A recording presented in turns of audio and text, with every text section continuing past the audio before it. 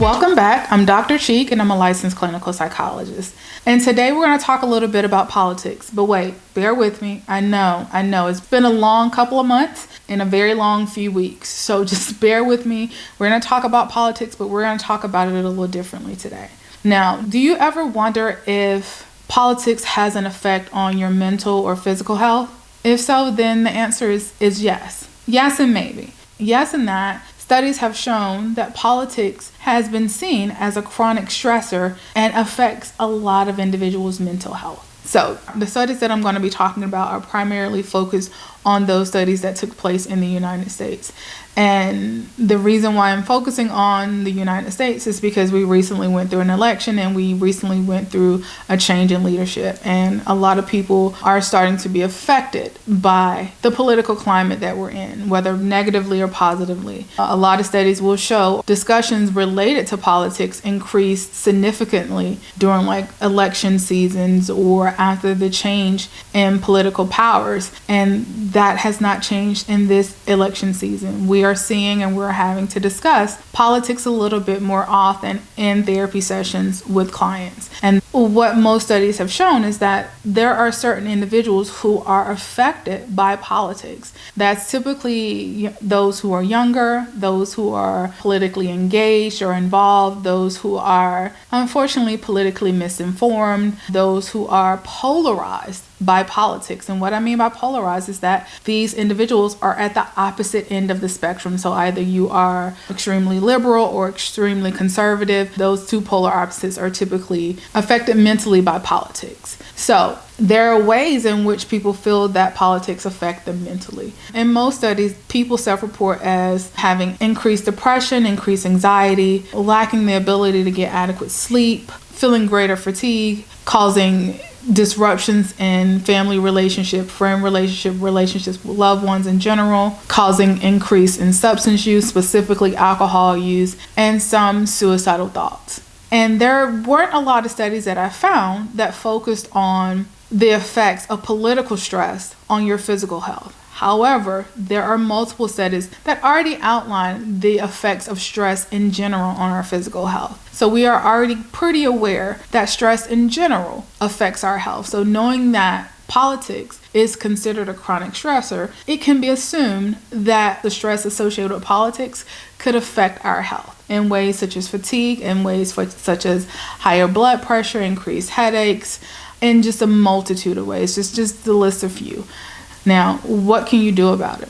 How can you manage the stresses associated with politics? First things first, turn off the news. Now, I don't mean turn it off completely, because I would never advocate for you burying your head in the sand and not being informed. I will say, manage effectively how much information you take in and your sources of information. Now, I come from a generation where the news was only on for 2 hours a day at most. We maybe got an hour in the morning and 30 minutes in the afternoon. That was about all the news we had when I was growing up. But now we're in a constant 24-hour news cycle. So limit how much of that information you're taking in. And when I talk about the sources of your information, be mindful of the sources of the information. Local news and cable news are not the same. Take notice that when your local news stations report on news, they simply give you the details or the facts as they know them when they're reporting on a story. They don't give you their opinion. They don't give you their assumptions about what's going to happen, what has happened, what will happen next. They simply tell you the facts of a specific story.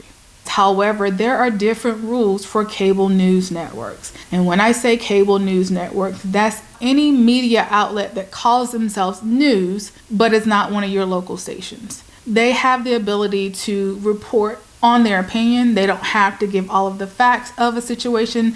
They don't actually have to give facts. They can give you whatever information they deem is necessary. If it's not local news, then they don't have to follow the same journalistic guidelines and the same journalistic integrity as your local news station. And do not get me wrong, local news stations have the ability to be biased as well, because they get to decide what stories they report on and what information they disseminate. It's based off facts, but they get get to decide what information they give out. So when it comes to watching the news, when it comes to getting your news from social media, from any other outlet, be mindful of how much of that information you're taking in. It may not be a matter of cutting it off altogether, because I want you to remain informed. However, it may be helpful to limit how often you are engaging in the news or reading articles online or listening to the other talking heads. And along with being able to set limits for yourself, it's helpful to sometimes challenge the talking heads. Do the research for yourself. Be willing to look up information that emotionally feels true, but something about it just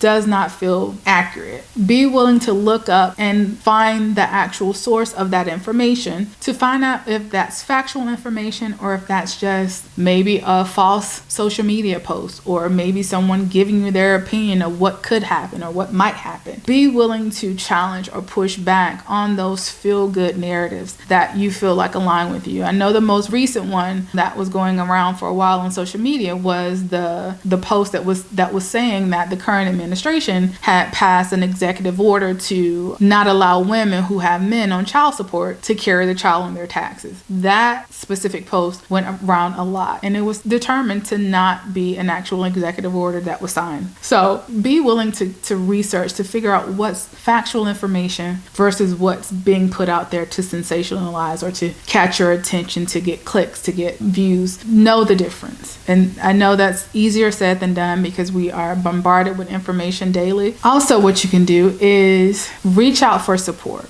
Be willing to join groups or to talk to trusted people around you to kind of talk through how you're feeling, what are the thoughts you're having, some of the emotions you're having about what's happening right now, ways to maybe manage the stress of what's happening right now. And sometimes it's even helpful to talk to someone with an opposing opinion, not necessarily to debate, but to try to understand from their perspective. And sometimes being able to have someone or understand someone else's perspective can help you manage your emotion or your reaction to someone with an opposing opinion. Now, like I said before, make sure this is someone you trust. Make sure this is not someone who's trying to purposely hurt you because their team won or their team lost. Make sure it's someone who respects you and cares about you enough to have this very difficult conversation with you in a way that can move you both forward. Now, lastly, what you can do is get motivated. Get motivated to activate. And what I mean by that is start to get involved. If there are ways that you feel like you can get involved to make you feel like you have some sense of power and control about your external environment, do those things. Get involved, get activated, sign up for groups, sign up for volunteer opportunities, do something in your community, do something in your neighborhood, do something as a family. Whatever that looks like for you to get activated and get motivated and get involved can be helpful for you because it allows you to feel like you have that sense of power and control in a specific area of your life in this time where some of us feel like we have very limited power and very limited control. That's not for everyone. Everyone can't actually get involved, and that's okay. But for those who can, this may be something that's helpful for you. Find a way for you to be able to feel like you are advocating for yourself and for those who you care about as well. So what I hope you learned from today's video is this. Politics can be a chronic stressor for a lot of individuals, especially during an election year, especially during a change in leadership. Be aware if it's a chronic stressor for you. Be aware if it's taking a toll on your mental health, which also can take a toll on your physical health, and do some things to help alleviate or manage that stress. I've given just a few things that you can do in today's video, but there may be some other things that you do to help you. Whatever that looks like for you to help you mitigate and manage this stress, I say engage in those activities. Not activities that cause you greater levels of harm, but activities that help alleviate the stress and to start to de-escalate some of the emotions you may be feeling. As always, take the time to jot down any thoughts, comments, or questions you have below. I hope you've learned something from today's video. I thank you for taking the time to listen, and I'll be seeing you again very soon.